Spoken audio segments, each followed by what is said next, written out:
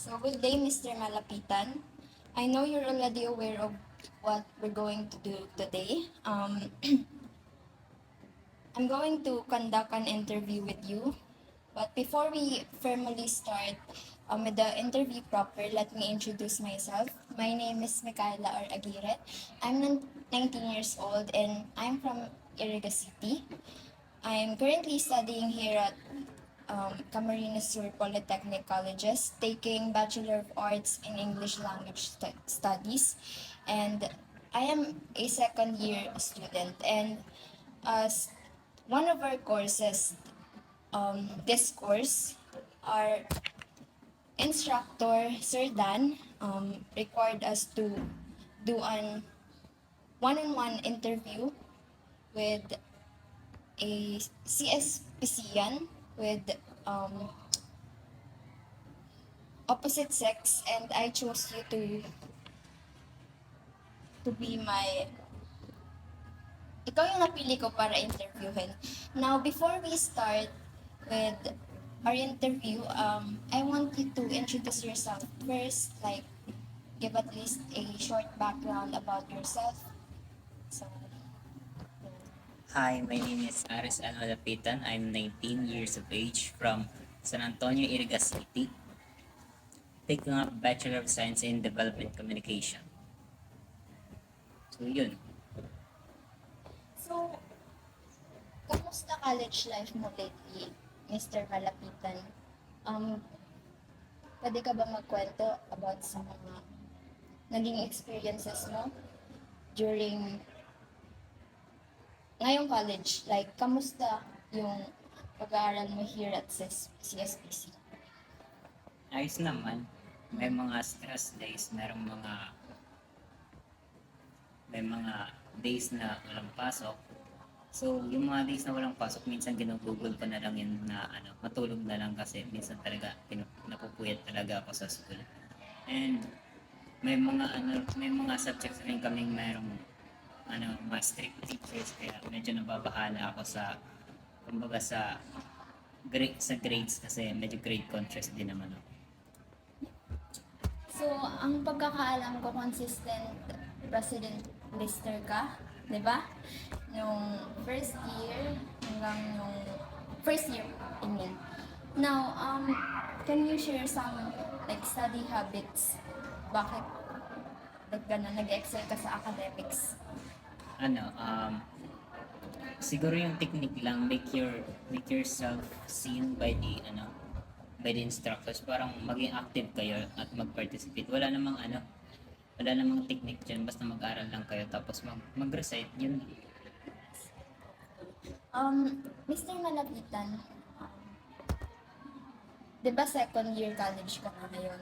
Yes. And first semester. May favorite course ka ba? Like, parang course na tinitake mo ngayon na parang nakuha yung interest mo? Like, pwede mo ba i-share and like, sabihin mo yung reasons why parang interested or mas gusto mong pag-aralan yung specific course na yun? Meron kaming course na Communication and Media Laws. Naging interested ako sa kanya kasi um, interested din ako sa mga law courses, mga ganun-ganun. And kahit medyo strict yung teacher namin at medyo, kumbaga, technical kung mag-grade, parang kahit kinakabahan, parang interesado ako kasi na-challenge ako dun sa course. Pero so far so good pa rin. Okay. Kamusta yung environment like, yung learning environment? Kamusta yung mga classmates mo? Yun nga, yung instructors? Like, masasabi mo ba na parang less pressure and parang mas maganda yung learning environment mo ngayon sa college Compare saan? compare nung like nung high school ka? Like, kung i-compare mo, kamusta yung learning environment mo ngayong college? Ngayong college medyo pili ko nga parang mas mahirap yung high school sa akin kasi dati nung high school nag-aaral ako dati sa isang SSA section kami noon and laging minsan araw-araw 5 Monday to Friday, lagi kami may pasok na 7 a.m. to 6 p.m. Kasi nga, special science class kami, may mga extra may mga extra subjects pa kami niyan. Tapos yung mga teacher pa namin, masyadong, kumbaga, hindi naman madamot, pero, very technical sila mag-grade. May calculus kami noon, may trigonometry, may chemistry din kami. Kaya ngayon, parang mas natututo, parang mas chillax yung learning environment namin ngayon kasi nga mas nagpo-focus kami sa isang field of learning. Like, after mo makagraduate sa program na tinitake mo ngayon, like, may set of goals ka na ba? Like, may plano ka na ba after mo makagraduate? Like, ano ba yung gagawin mo after mo makagraduate sa college? To be honest, ayoko kasi talaga nagpaplano kasi nung high school, trinay ko na rin magplano. Sandali lang, may sasagutin lang akong tao. Pa! Pa! Tadi ko isbilan.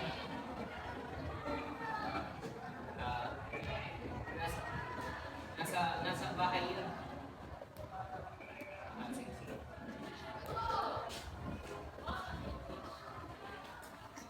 Okay niya.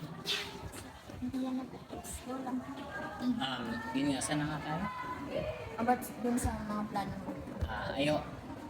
Yun nga, ayoko nga nagpaplano kasi nung high school gusto, may set of life plans na rin ako, pero hindi lahat nasusunod yung plano. Yung course ko ngayon, sobrang layo sa pinangarap ko nung high school. Pero pagka-graduate ko ng program, gusto ko sana maghanap muna ng maayos sa trabaho, tapos gusto ko mag-ipon para makapag-attend ng law school. Yun. Ano ba yung, like, taught the course mo? Like, yung course sana, program pala. Program na kukunin mo sana. Yung, Dati talaga gusto ko talagang i-pursue yung political science. Yun talaga. like, nasabi mo parang ayaw mo nagpaplano kasi di ba minsan hindi nasusunod. Pero, kasi di ba kapag may set of plans ka, parang mas namomotivate ka na alam mo yun, yung parang parang ganun. Kasi di ba parang may goal ka na gustong ma-reach. Like, bakit, like, sa mindset mo na parang kapag pinagpaplanuhan yung mga bagay, parang ang sa mindset mo, ayaw mong pinagpaplanuhan kasi feeling mo hindi matutuloy, ganun. Like, may bang reason kung ba't naging ganun yung mindset mo na parang Hindi naman, iba naman kasi yung pangarap sa plano. Yung plano kasi parang ang specific na gagawin. Parang kumbaga, wag magsalita ng tapos. So, ganun.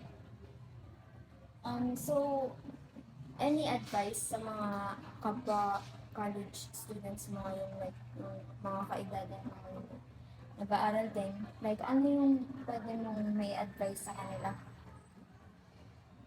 Magpatuloy lang kayo. Yun lang. Wala naman kasing di naman ako isang life wisdom guru na pwede nyo malapitan sa advice. Pero, mag-ano lang kayo. Huwag kayong titigil, patuloy nyo lang. Okay. So, may 2 minutes pa tayo. So, like, may isa pa akong question. Ayun.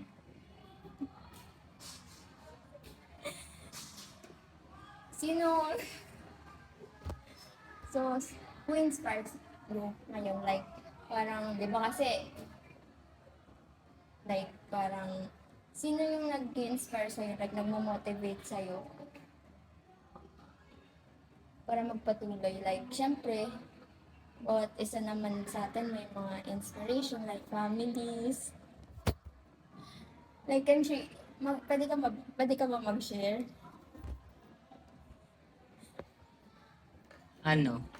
Inspiration ko yung yung mga taong nakapaligid sa akin. Okay. Lalo na yung isa dyan. Sinong isa? Hindi, joke lang. Pero kung ano, kahit wala naman kayong inspiration, wala naman kayong choice, kundi magpatuloy lang na magpatuloy. Kasi alam mong itigin nyo naman yan. Ibig sabihin, wala kayong mararating. So, wala na akong, hindi ko na alam kung ano sasabihin ko. Pero, patapos naman tong oras, siguro random ano na lang to. Pero, ano, basta ano, wag kayong titigil. Yun lang. Kahit depressed na kayo, wag kayong titigil. Okay. Thank you, Mr. Malapitan, for your time. Yan lang. You're welcome. Bye-bye. Ano?